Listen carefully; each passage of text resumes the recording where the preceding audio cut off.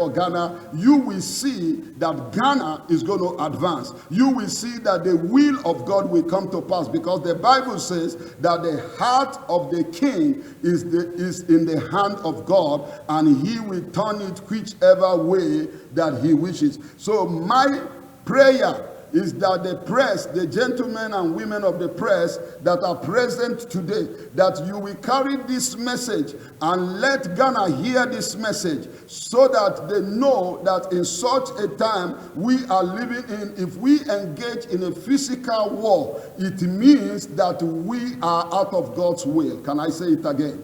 If we engage in a physical war with one another, with our fellow Ghanaians, it means we are out of God's will.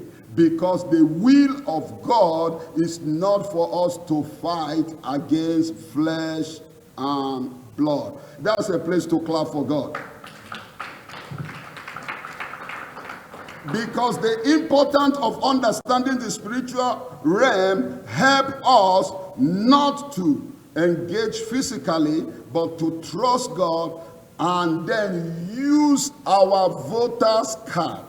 Use our voters card. So our voters card should go to war for us. Our voters card should fight the battle for us. Our voters card should speak louder for us. So we are encouraging every Ghanaian not to be lazy about voting. Don't go to the radio to talk. Don't go to the TV to talk.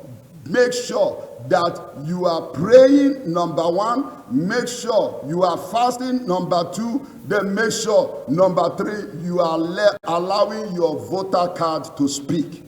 Make sure that you are voting if you are if you are able to vote. That's the word I want to use for those that are able to vote.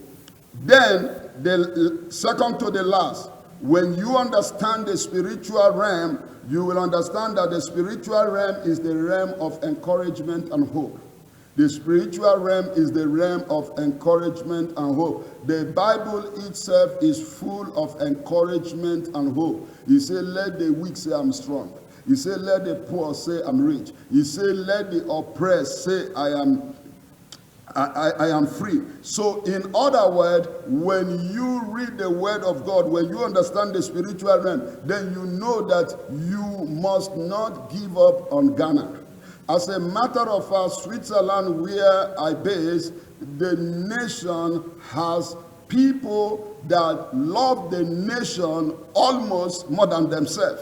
They love, that's why you see Europe develop. That's why you see Switzerland develop. You will see that in the nation where you live, if you are doing something wrong against the nation or breaking the law of the nation, your own neighbor is the one that will call police for you. It's your neighbor will call police and report you to police. So that's why, for example, Switzerland, we call them a police nation, because everybody at every given time will call police for you. If you litter the place, if you are making noise the way you shouldn't make noise, if you are fighting the way you shouldn't fight, anything you are doing that is breaking the law or bringing unrest in the nation, your neighbor will report you. So let us love our nation to that level that everybody is mindful of this nation. Let us not give up on our nation. Let us not say it's for only particular people that have to fix this nation. We are all called to fix this nation. I come all the way from Switzerland. The little I can do by helping the street children out of the street,